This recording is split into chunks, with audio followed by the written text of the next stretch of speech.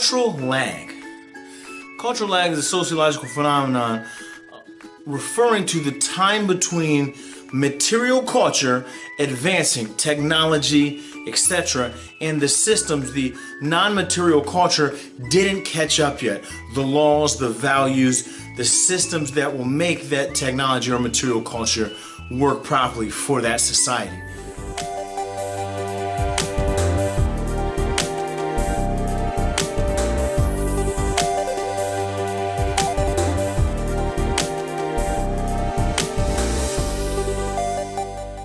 Where have we seen this? We see it all over the place. Let me give you a fictional example. Imagine flying cars come out tomorrow. Flying cars come out tomorrow.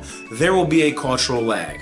What does that mean? That means there'll be a handful of people who have them, but the systems and the laws are not in place yet. Does anybody know what the speed limit is in the air? Does anybody but a pilot understand the various levels of protections that they have in place when they go up, when they come down, when they're communicating with airports, etc. We don't know. When somebody gets up there and flies too fast in their flying car, when somebody gets up there and they cause damage to a plane or a building, yep, we will figure that out in the legal system, but think about how confusing and hard that will be when there aren't systems in place already. No traffic lights up there. There isn't a common Joe flying license that you can get at the, DMV, PennDOT for us in Pennsylvania. Let's get a real life example. You see it all the time. The previous election. Emails were a huge part of the last election. And let's look at it completely apolitically. One of the arguments, Hilary's defensive argument was, it was during a time that we didn't understand the danger. It was wrong, but it did not hurt anything. And what she was actually saying was, hey, we were living in a cultural lag. Started my political career, everything was on paper. Now we have this digital stuff. We have the internet. We have emails. Who really, other than your IT department, who understands your server anyways?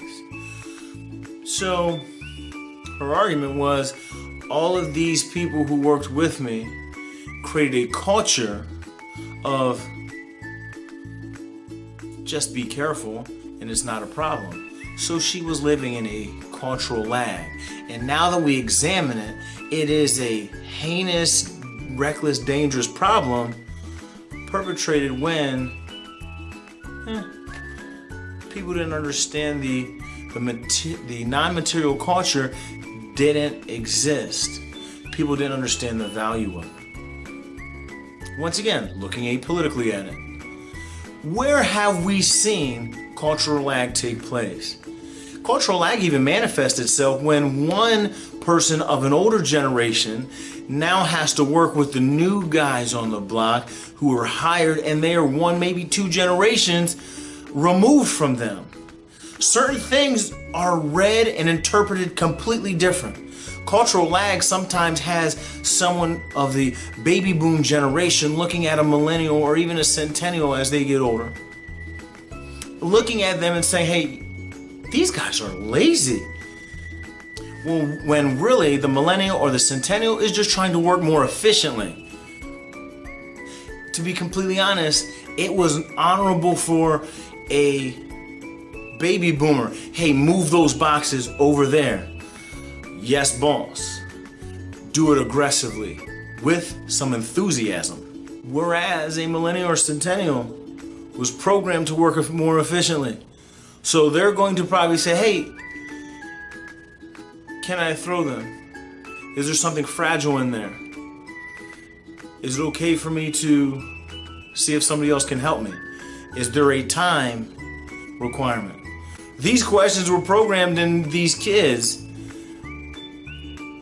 and they value efficiency, and they value teamwork, and they value all these things they learned in school and team, etc. Whereas the baby boomers, like, I told you something, how dare you ask me a question? A question isn't taking interest in your request.